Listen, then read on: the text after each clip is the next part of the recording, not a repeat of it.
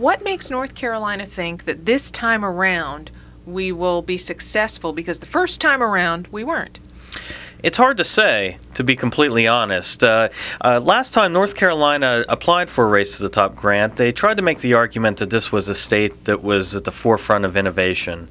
And the evaluators did not see it that way. In fact, we were ranked very low in the finalists as far as the Race to the Top grant goes. So we did not fare very well. They're going to try to make the same pitch this time, and part of that pitch is going to involve a discussion of charter-like schools.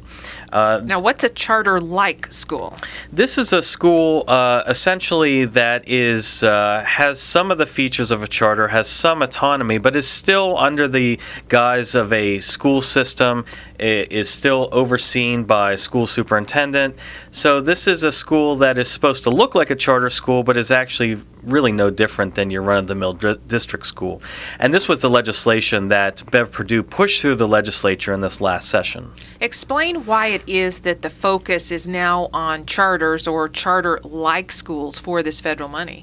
Well, North Carolina lost some points on the last competition because of its cap of 100 charter schools. And so their strategy, instead of raising the cap on charter schools or somehow increasing enrollment in charter schools, was to create new categories of schools that sort of had the features of charter schools but weren't actually charter schools. So in some ways they're trying to pull a fast one over the federal government and those evaluating our application into believing that we are innovative in our approach to charter schools, when in reality we're still having a cap on charter schools, we're still restricting enrollment, and we're no different than we were before this whole process began.